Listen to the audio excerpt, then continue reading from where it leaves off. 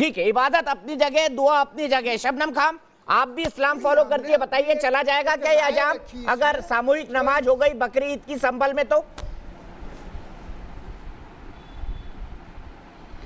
दीपक जी, मुझे लगता है कि अल्लाह पाक के लिए अगर एक शबनम खान अकेले अपने घर में बैठकर भी दुआ करेगी ना, तो भी उतनी ही वैल्यू है।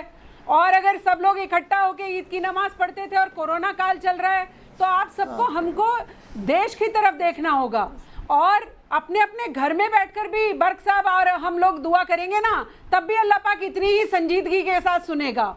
और शायद ये जो कोरोना कम होता हुआ देख रहे हैं ना, ये भी हजारों मंदिरों की जो घंटियां चाहे सुनी हो, लेकिन दिलों में जो लोगों के घंटियां बजी हुई हैं भगवान राम की और खुदा पाक की, ये सब उसी वजह से कोरोना भी कम होता नजर आ रहा है आपको। तो भगवान पे तो सबकी आस्था है, अल्लाह पाक पे सबकी आस्था है, उसके लिए आप चाहे करोड़ लोग इकट्ठे होके कहिए या एक एक व्यक्ति, कोई फर्क नहीं पड़ता। बल्कि मैं तो बर्क साहब से कहूंगी कोरोना काल में उन मरीजों के लिए कुछ मदद करें ताकि उस ईद को सार्थक किया जा सके। और ईद लोग याद रखें कि कोरोना में मुसलमानों ने ऐसी ईद मनाई थी कि कोरोना के एक एक मरीज की जाकर सेवा की थी। बर्क साहब को तो ऐसा उदाहरण देना चाहिए।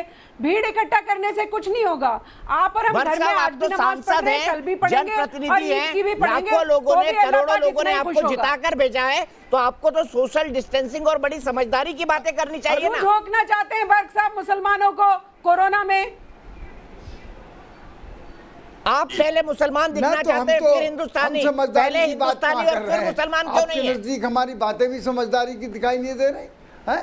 अरे हम कोई क्या इस डेमोक्रेसी में, इस हिंदुस्तान में कोई अपनी बात का कहना भी जुर्म है क्या? बिल्कुल जुर्म नहीं है, लेकिन एक जनप्रतिनिधि क्या बात कह रहा है ये भी मायने रखती है, समाज के लिए एक नजीर बनती है। आप सहमत होंगे मेरी इस बात से सांसद जी?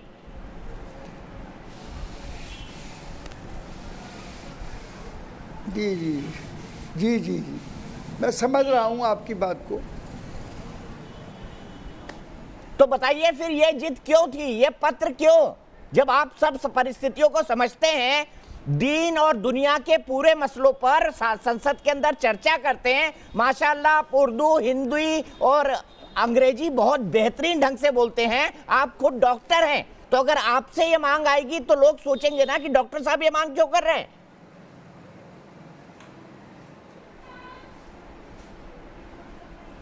और डॉक्टर को तो वैसे भी डॉक्टरी गाइडलाइन के अकॉर्डिंग भी बताना चाहिए ये सब गलत है। मांगी तो है, यानी प्रपोजल था हमारा आपको। अरे आप कह देते कि इसमें इजाजत नहीं दी जा सकती, बात खत्म हो जाती। बस आपको तो ये जवाब देना चाहिए था, आपने सारे मुल्क में इस बात को छेड़ दिया। सर अगर आप जैसा इज्जतदार, वजनदार और बुजुर्गवार शख्स कोई बात करेगा तो क्या देश उसको संजीदगी से ना ले? आप मुझे जवाब दीजिए, आप जैसा बुजुर्गवार, इज्जतदार, पढ़ा लिखा शख्स अगर ये बात करेगा तो क्या देश इसको गंभीरता से ना ले? शफीकुर रहमान वर्क साहब जवाब दीजिए।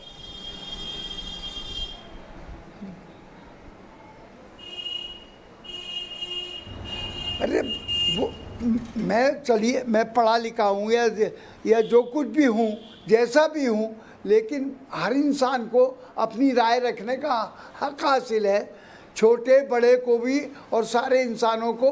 अगर कोई बात मतलब ये है कि मुल्क के उस खिलाफ है या इंसानों के खिलाफ है, तो हम एक बात कह रहे हैं, चलो मेरी समझ में ये बात नहीं आ रही जो आप कह रहे हैं, तो ये गवर्नमेंट को तो इस पर फैसला लेके और हम सब ये सुना देना चाहिए था कि भाई इसमें नमाज आप नहीं पढ़ेंगे ऐसे।